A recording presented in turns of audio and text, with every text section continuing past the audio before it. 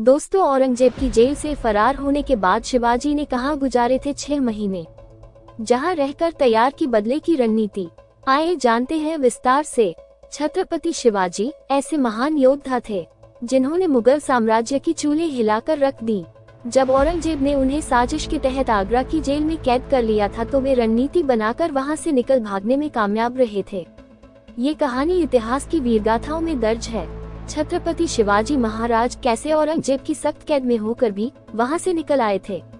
शिवाजी के साथ नन्हे संभाजी भी थे, जिनकी बहादुरी पर छावा नाम की फिल्म के साथ नए सिरे से चर्चा चल रही है। आज की स्पेशल रिपोर्ट में हम आपको बताते हैं इतिहास की इस वीरगाथा के साथ एक ऐसी पौराणिक मान्यता का महत्व जिसने पहले शिवाजी को और उसके बाद उनके बेटे संभाजी महाराज को शिव भक्ति से भर दिया। कौन सी है वो जगह जहां भगवान शिव में आस्था छत्रपति शिवाजी को औरंगजेब से अगली लड़ाई के लिए वरदान साबित हुई? कौन थे वो दुधेश्वर नाथ जिनके नाम पर शिवाजी ने महाराष्ट्र में एक नगर तक बसा दिया? औरंगजेब की आगरा जेल से करीब 200 किलोमीटर उत्तर में भगवान शिव का ये धाम और छत्रपति शिवाजी का आना किसी धार्मिक योजना का हिस्सा नहीं था, बल्कि एक अद्भुत संयोग था। यूं कहें, एक रणनीतिक सूझबूझ। ऐतिहासिक ग्रंथों के मुताबिक आगरा जेल से औरंगजेब के सैनिकों को चकमा देकर जब छत्रपति शिवाजी बाहर निकले तो वो उत्तर दिशा की तरफ इसलिए बढ़े ताकि मुगल सैनिक उन्हें इस दिशा में ढूंढना बेकार समझे, क्योंकि दिल्ली तब मुगलों का सबसे बड़ा गढ़ था, तो भला जेल से निकलकर कोई इस तरफ क्यों आएगा। लेकिन शिवाजी ने वही कदम उठाया जिसकी भनक तक मुगलों को नहीं लगी। आगरा से निकलकर शिवाजी मुगलों की दिल्ली की नाक के नीचे स्थित इस मंदिर में आकर रुके तो जैसे उनकी सांस में सांस आई। शिवाजी खुद भी शिव भक्त थे, भगवान शिव से जुड़ाव उनको विरासत में मिली थी, लेकिन उस मुश्किल घड़ी में जब ये दुधेश्वरनाथ का ये शिवधाम रात्रि पड़ाव की तरह आया तो अचानक उनके मन में औरंगजेब से बदले की योजना आकार लेने लगी। दुधेश्वरनाथ मंदिर के मुख्य पुजारी नारायण गिरी के मुताबिक रात्रि विश्राम के दौरान ही शिवाजी ने ये तय कर लिया था कि अब इसी मंदिर में कुछ वक्त छिपकर गुजारना है और मुगलों की राजधानी के बिल्कुल करीब रहते हुए ही उनके खिलाफ अपनी योजना को पूरा करना है। शिवाजी इस मंदिर में एक पुजारी के वेश में 6 महीने तक रहे। इस दौरान मंदिर से जुड़ी पूरी डिटेल उन्होंने जानी समझी। कैसे इस मंदिर में रावण और उसके पुरखे आया करते थे, कैसे रावण ने इस मंदिर में अपना पहला सिर भगवान शिव को चढ़ा दिया था और कैसे इस मंदिर का नाम दुधेश्वर पड़ा था। शिवाजी सबसे ज्यादा छोटे कद की गायों को देखकर प्रभावित हुए थे, जिन्हें लंबू गाय कहा जाता है। मान्यता है कि इसी प्रजाति की गाय ने सबसे पहले स्वयंभू शिवलिंग पर अपना दूध चढ़ाया था, जिसके बाद भगवान शिव प्रकट हुए थे।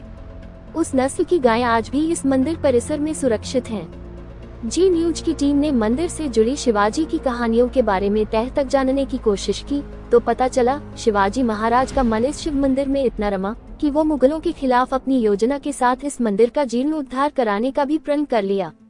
मंदिर के पुजारी ने वो यज्ञशाला भी हमें दिखाई जिसका जीर्णोद्धार शिवाजी ने सबसे पहले कराया था।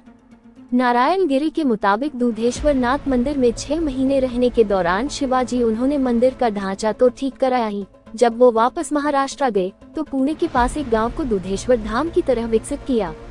निधन से पहले ये पूरी कहानी शिवाजी ने अपने पुत्र संभाजी महाराज को सुनाई थी। इस गांव को मरते दम तक संभाजी ने औरंगजेब की सेना के कब्जे में आने नहीं दिया। इस गांव के लिए हुए युद्ध में छावा ने कई बार मुगलों की फौज को पीछे हटने पर मजबूर किया। छावा नाम की फिल्म में संभाजी की जो वीरगाथा दिखाई दी है, वैसी ही लड़ाई उन्होंने पुणे के पास दुधेश्वर गांव को बचाने के लिए लड़ी थी। वैसे तो संभाजी का प्रण पिता के दिए पूरे मराठा साम्राज्य को बचाने का था, लेकिन इसमें दुधेश्वर गांव और शिवाजी के बचपन से जुड़े इलाके खास थे।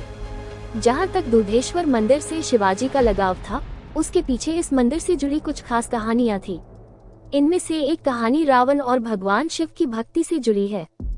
जिस स्वर्ण नगरी में रावण का अहंकार उसके आखिरी सांस तक अट्टहासों में गूंजता रहा, वो सोने की लंका दरअसल भगवान शिव और पार्वती के लिए बसाई गई थी।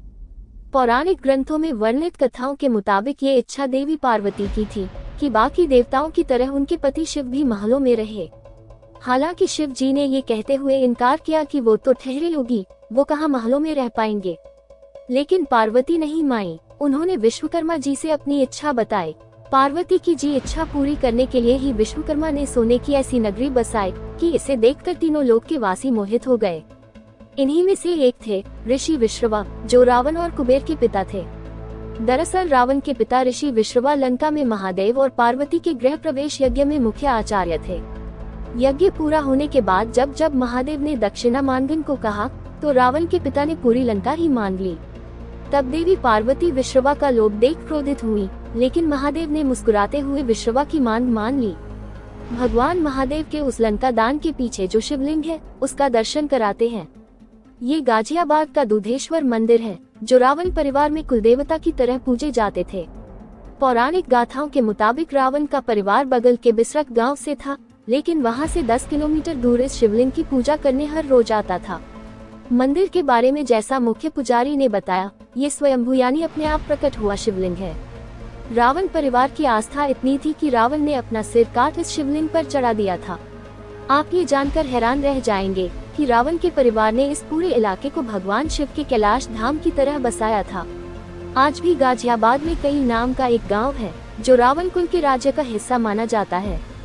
वैसे तो रावण के पिता विश्रवा ने अपने गांव विसर्क में भी स्वयंभू शिवलिंग को स्थापित किया था, लेकिन कई गांव के दुधेश्वर शिवलिंग में पूरे परिवार की आस्था इतनी गहरी थी कि इसकी पूजा करने पूरा रावण कुल गुप्त तरीके से आता था। इसके लिए रावण के पिता ने बनवाई थी ऐसी सुरंग जिसका पता किसी और को नहीं था।